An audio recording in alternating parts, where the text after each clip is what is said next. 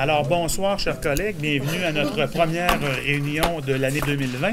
Alors, vous avez tous reçu dans vos envois courriels de vendredi dernier les projets d'ordre du jour et les documents qui s'y rattachent. J'aurai deux modifications à apporter. Donc, nous allons retirer le point 4.5 qui concerne l'embauche d'un inspecteur en évaluation foncière. Ce point sera reporté à la prochaine séance. Et je profiterai de l'occasion pour ajouter un point dans la section 9 au niveau des dossiers régionaux, 9.7, appui à la municipalité de Saint-Casimir pour la construction d'un nouveau pont.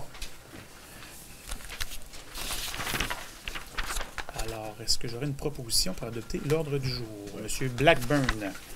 Alors, adoption du procès-verbal de la séance du 11 décembre 2019. Vous avez tous eu la chance de pouvoir le consulter. Est-ce que celui-ci était conforme à nos discussions? Si oui, une proposition, Mme Saint-Laurent. Alors, première période de questions. Je constate que personne n'est présent. Au point numéro 4, au niveau de l'administration de la MRC de Portneuf, à la liste des déboursés du 30 novembre au 31 décembre 2019, est-ce que vous avez des questions concernant les déboursés? Monsieur Langlais, vous en faites la proposition. Assurance collective, renouvellement de nos polices pour l'année 2020. Donc, c'est une reconduction au même tarif que l'année dernière? Oui, ça gèle des primes pour 2 ans, donc c'est la 2e année. Une proposition en ce sens. Monsieur Lépine. Règlement numéro 393 remplaçant le règlement numéro 371 déléguant le pouvoir d'autoriser des dépenses et de passer des contrats au nom de la MRC de Portneuf. Nous sommes rendus à l'étape de l'adoption.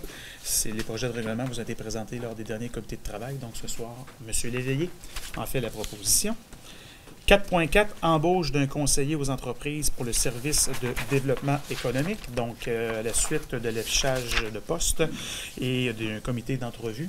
La personne qui a été retenue s'appelle M. Mathieu Fortier. M. Fortier est entré en fonction au niveau de l'MRC lundi oui. matin, et sera principalement responsable d'accompagner les entreprises du territoire de Portneuf sur leurs besoins en termes évidemment d'accompagnement, d'analyse financière et autres. Alors je vais profiter de l'occasion pour souhaiter la plus sincère des bienvenus à M. Fortier. Une longue carrière parmi nous et nous espérons qu'il pourra accompagner efficacement plusieurs entreprises portneuvoises. M. Delisle, vous en faites la proposition. Administration des territoires non organisés, aucun dossier, M. Lessard. Service de l'aménagement du territoire et de l'urbanisme au point 6.1, des certificats de conformité. Donc, il y a quatre règlements qui sont transmis pour faire de conformité au schéma d'aménagement. Le premier règlement, ça concerne la municipalité de Saint-Casimir. C'est une modification au plan d'urbanisme, au règlement de lotissement et au règlement de zonage. En fait, la modification apportée, c'est en concordance avec la modification qui avait été apportée au schéma d'aménagement concernant les îlots déstructurés et la décision qui avait été rendue à cet effet-là par la Commission de protection du territoire agricole. Deuxième règlement concerne une modification au règlement de zonage de la municipalité de Sainte-Christine-d'Auvergne. Dans ce cas ici, c'est également un règlement qui est adopté en concordance avec une modification au schéma d'aménagement, mais en ce qui concerne les bâtiments agricoles désaffectés et les services complémentaires aux activités agricoles et forestières. Un troisième règlement, c'est une modification au règlement de zonage de la ville de Saint-Marc-des-Carrières. Comme le règlement précédent, c'est en concordance avec la modification au schéma d'aménagement concernant les bâtiments agricoles désaffectés. Et un quatrième règlement, c'est une modification au règlement de zonage de la ville de Saint-Raymond. En fait, ici, ça concerne 2 objets principalement. Donc, la création d'une nouvelle zone récréative à l'endroit d'un camping existant dans la ZEC Persica-Nelson et la création d'une nouvelle zone d'extraction à l'endroit d'une sablière déjà existante sur le territoire de la municipalité qui est protégée par le bois. Donc, l'ensemble des règlements transmis, selon l'analyse qu'on a faite, s'avère conforme aux exigences du schéma d'aménagement. Une proposition en ce sens, M. Arcan. 6.2, adoption du règlement numéro 392 concernant les activités et les usages à l'intérieur du parc régional linéaire Jacques-Cartier-Portneuf. Donc, on a discuté de ce dossier lors des derniers comités de travail. Oui. Donc, Je peux peut-être juste vous résumer un petit peu. Donc, la motion avait été donnée au dernier conseil avec le dépôt du projet d'un règlement. Donc, le règlement adopté concerne principalement les activités et usages à l'intérieur du corridor de la vélopiste. En fait, ce règlement-là vient remplacer le règlement qui avait été adopté au moment de la création de la vélopiste en 1997. Donc, c'est un règlement d'actualisation comme tel et vient permettre aussi à la Sûreté du Québec de mieux appliquer le règlement. C'est l'objectif principal là, lié à ce règlement-là et ça a été élaboré conjointement avec les deux MRC, Portneuf et la Jacques-Cartier. Une proposition en ce sens. M. Gignac. 6.3, nomination du fonctionnaire autorisé à délivrer des constats d'infraction d'application du règlement concernant les activités et les usages à l'intérieur du parc régional linéaire Jacques-Cartier et Portneuf. Donc, maintenant que nous avons un règlement, ça nous prend une personne qui l'applique. Alors, la proposition, c'est de nommer M. Patrice Gagnon, employé de la MRC. M. Bédard. Et finalement, 6.5.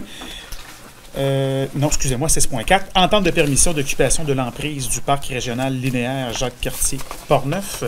Alors, tel qu'il nous a été présenté par M. Lessard lors du dernier comité de travail, il y a certaines personnes qui, en fait, doivent obtenir une certaine régularisation concernant un empiètement.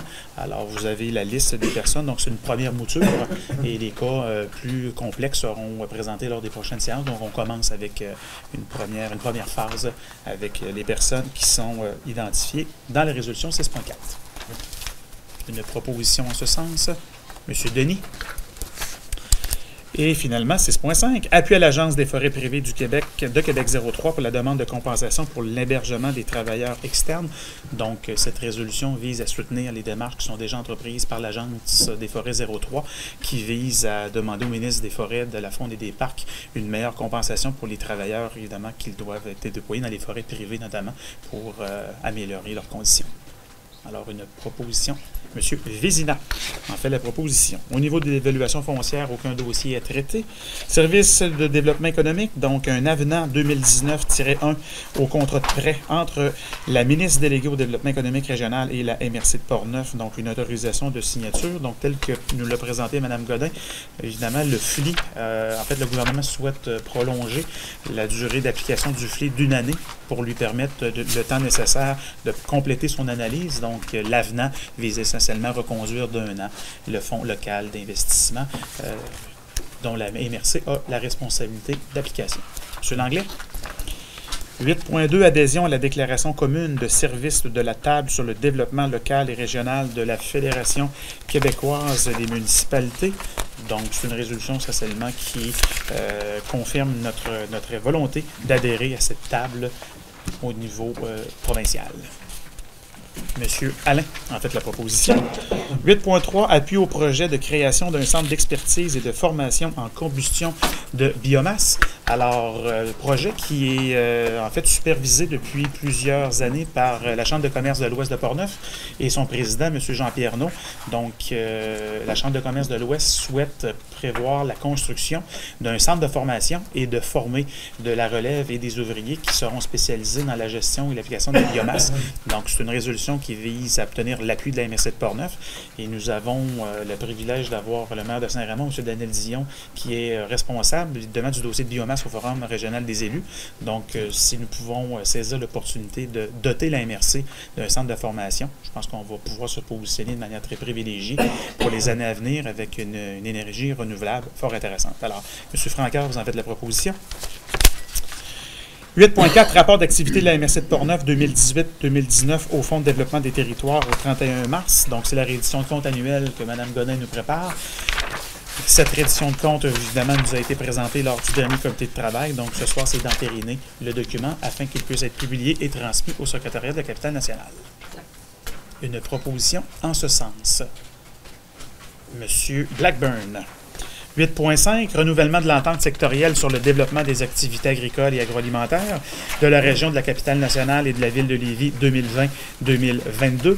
Donc, comme vous le savez, la première édition s'est terminée au 31 décembre 2019 et le Forum régional des élus a accepté de reconduire pour une deuxième mouture, donc pour les années 20, 21 et 22.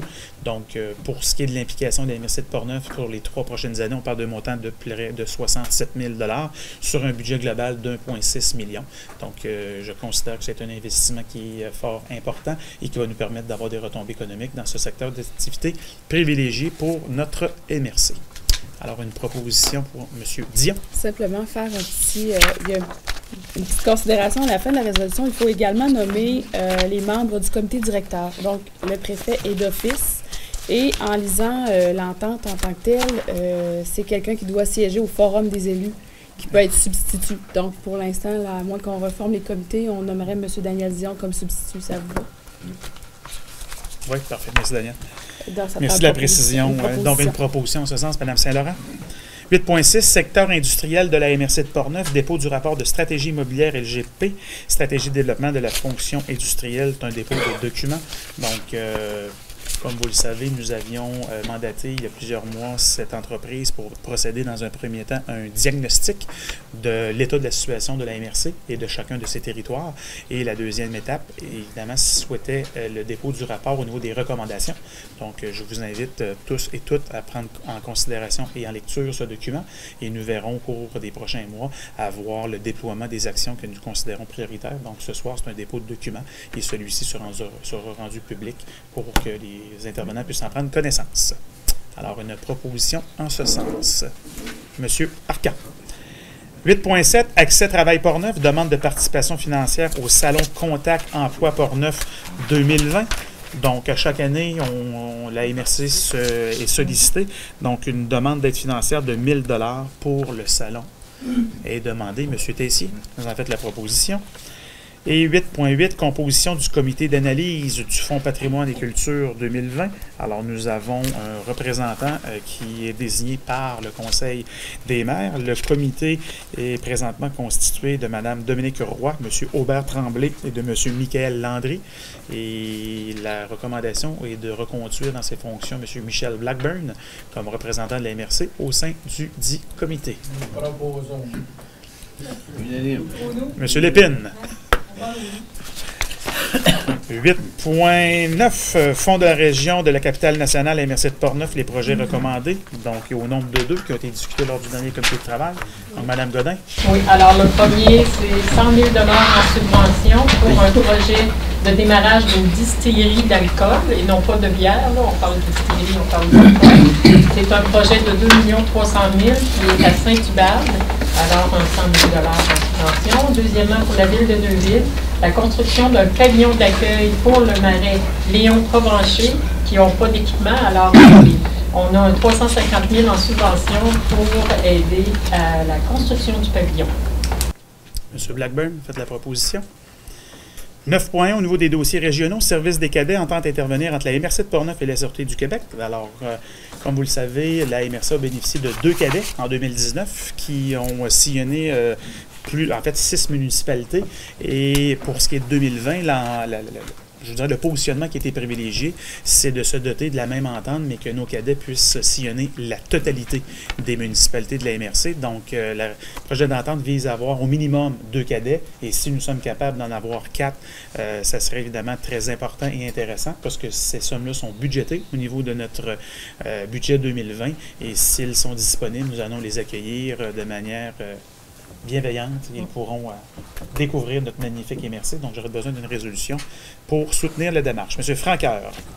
9.2, Société de la piste Jacques-Cartier, adoption du rapport des dépenses pour l'année 2019. Donc, nous avons eu la chance de pouvoir analyser le dit rapport lors du dernier comité de travail. Donc, ce soir, évidemment, c'est d'adopter une résolution pour prendre acte de leur rapport d'opération. Une résolution, M. Bédard. 9.3, Association des gens d'affaires de Saint-Basile, donc demande de participation financière pour une conférence soulignant la Journée internationale de la femme 2020, un salon annuel, et la demande d'aide financière qui est recommandée de 500 $. Une proposition, Mme Pagé. 9.4, Centre d'archives régional de Portneuf, demande de participation financière 2020. Donc, conformément aux discussions que nous avons eues lors de l'adoption du dernier budget, la somme qui a été budgétée est au montant de 20 000 $. Donc, nous aurions besoin d'une résolution pour autoriser le versement à notre centre d'archives régional. Monsieur Langlais. 9.5, Corporation du bassin de la Jacques-Cartier, demande de participation financière pour l'année 2020 au montant de 500 $. Alors, une proposition pour appuyer M. Arcan. Société d'horticulture et d'écologie de Portneuf, communément appelée la CHEP, donc demande d'aide financière 2020 au montant de 3 500 $, qui a été intégrée lors du budget suite à une demande au préalable présentée par la CHEP. Donc, une recommandation en ce sens. Madame Pagé. Au niveau 9.7, donc appui à la municipalité de Saint-Casimir concernant la construction d'un nouveau pont. Alors, comme vous le savez, la municipalité de Saint-Casimir a réitéré sa volonté de voir la construction d'un nouveau pont, notamment afin de répondre à des besoins criants au niveau du déplacement de véhicules plus lourds et agricoles. Alors, on avait déjà été interpellé par notre collègue, M. Tessier, qui souhaite obtenir l'appui de la MRC. On comprend que vous réinitialisez le dossier avec une demande qui vise la construction d'un nouveau pont et que vous sollicitez notre appui. Alors, M. Delisle, vous en faites la proposition concernant, évidemment, l'appui au projet de la municipalité de Saint-Casimir. Rapport des comités et commissions au point numéro 10. Alors, commission de l'administration, il n'y a eu aucune... de l'aménagement et du développement du territoire, pas de rencontre. Commission de développement économique, social, on s'est rencontrés lundi matin et les discussions ont fait l'objet de recommandations de dossier ce soir. Commission de l'environnement? Non. Commission de l'administration? Non. Comité de sécurité publique? M. Dion? Oui, nous avons eu une réunion le 19 décembre dernier à Pont-Rouge. Nous avons parlé naturellement de la consommation de cannabis, c'est un peu notre ordre du jour, des fois qu'on se rencontre. Et puis, nous avons rencontré des gens, Mme Peggy Gingras, agente de promotion et de prévention du CIUS, parce qu'on a vu qu'il y avait un programme qui avait été établi par le CIUS pour de l'affichage, et puis ça venait un peu finalement en parallèle avec l'affichage qu'on voulait faire. Alors, on a profité de l'occasion pour les rencontrer, pour nous expliquer qu'est-ce qu'ils faisaient exactement. Ça fait que là, on comprend la problématique. Puis on va se revoir au cours des prochaines semaines puis des prochains mois. Puis on va en discuter ces prochains comités de travail. Qu'est-ce qu'on va faire avec ça, l'affichage, puis comment ça va procéder. Ensuite, on a travaillé aussi, en fait, l'entente des cadets, on vient d'en parler. En fait, ils ont réussi à avoir des cadets.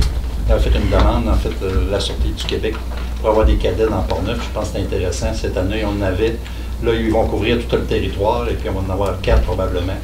Et puis aussi, ils vont faire de la sensibilisation justement pour ce fameux cannabis. Alors, c'est un peu ça qui s'est passé. On a parlé du livre vert de la Sûreté du Québec, s'il y en a que ça les intéresse de lire ça, la réalité policière au Québec. Alors, il y a un site qu'on peut aller voir ça, qui a été publié par Mme Geneviève Guilbeault. On a parlé aussi d'une simulation du PLIU qui va avoir lieu au cours des prochaines semaines, le 21 février. En fait, une simulation, en fait, pour la responsabilité d'intervenants et intervention de type criminel suite à sortie hors route, etc. Il va y avoir ça se fait à Saint-Raymond, justement. Alors, je pense que ça doit écouter ces choses. Aussi, on a présenté le rapport que vous avez devant vous, le rapport périodique, qui s'est tenu du 1er août au 30 septembre. Alors, vous avez au rapport chacune de vos municipalités. Je pense que ça fait le tour de notre réunion du temps des fêtes. Merci beaucoup, M. Dion. Comité de sécurité incendie, il n'a pas eu de rencontre. Transport régional? Demain, remettre la première réunion en 2020. Parfait. Régie régionale? Rien de spécial. Forum des élus? Qui a été reporté. Enfin, une date indéterminée. Parfait. Merci, M. Dion. Affaires nouvelles, intervention des représentants? M. Blackburn? Merci, M. le Préfet.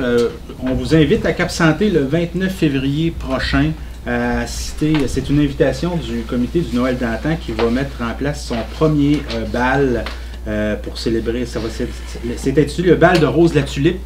Donc, une vieille légende, semble-t-il, du comté. Je ne la connais pas encore, celle-là, je vous l'apprendrai. Et puis, vous êtes invités à revêtir vos habits du 18e siècle. et de vous présenter. On s'approche. Hein? C'est ça. Ben, juste à vous habiller comme la semaine passée, M. Arcand.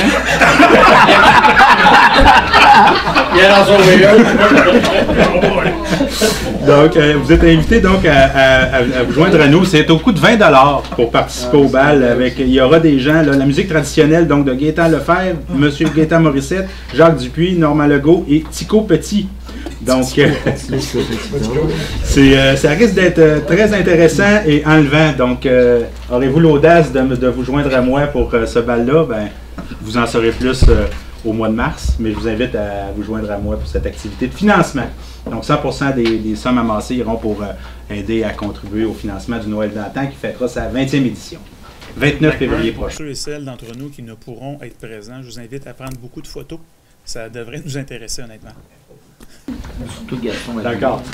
Moi, je suis en voyage. S'il y a quelqu'un qui veut mon avis, là.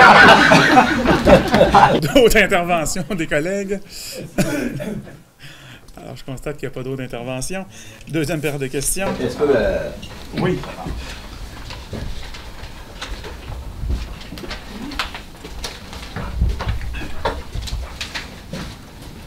Il faire part, il y a eu une décision dans la Cour supérieure qui a annulé les conditions qui ont été recommandées par la MRC et adoptées par la municipalité de Saint-Léonard pour le permis de construction de Port-Éden incorporé. Donc, cette condition-là a été enlevée. Donc, ça justifiait là, la poursuite que Port-Éden a intentée.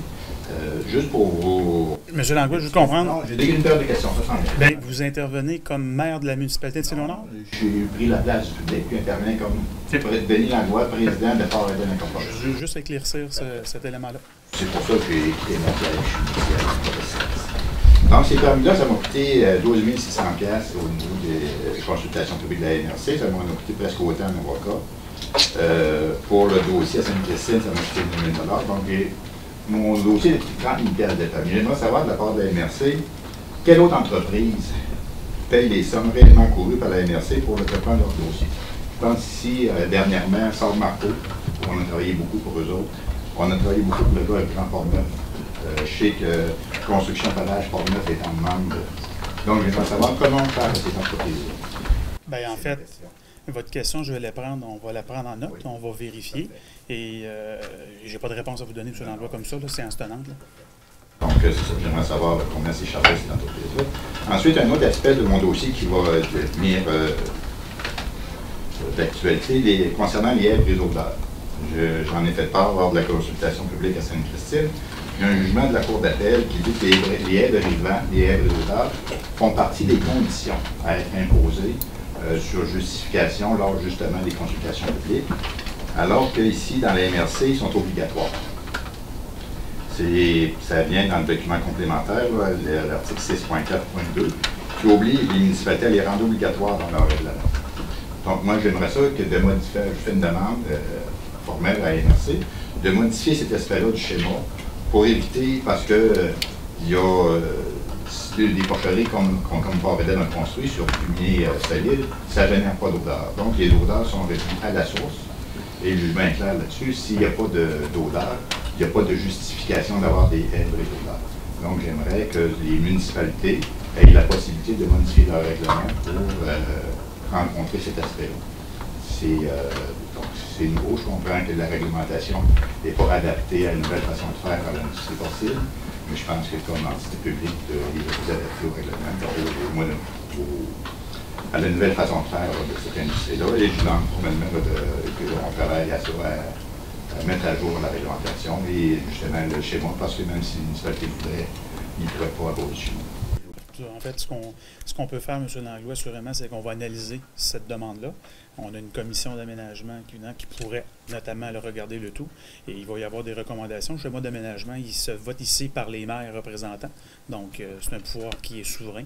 Alors, on va analyser la chose et puis le dossier va suivre. Aussi, en fonction justement du jugement de la Cour d'appel, je pense que c'est important. C'est pas juste une volonté politique, mais une volonté juridique. Il y a des faits juridiques. En fait, je ne mélangerai pas le juridique et le politique. Je pense que. Il va falloir. Je pense. Non, mais j'ai regardé, j'ai transmis le jugement au service d'aménagement, je pense qu'ils sont au courant, puis comme dit, l'analyse va se faire en fonction de ce jugement-là aussi, pas juste la volonté politique. En fait, on est une société de droit, donc on regarde l'ensemble des éléments, incluant le juridique. Merci. Alors, est-ce qu'il y a d'autres questions, interventions du public? Non, j'aurais besoin d'une proposition, en fait. Donc, deuxième, pour la prochaine rencontre, je vous invite à mettre à votre agenda le 5 février 2020 pour le prochain comité de travail et la prochaine assemblée publique le 19 février. Alors, juste après la Saint-Valentin, j'aurais besoin d'une proposition pour lever l'assemblée. Monsieur Denis. Alors, bonne fin de soirée à tous et à toutes.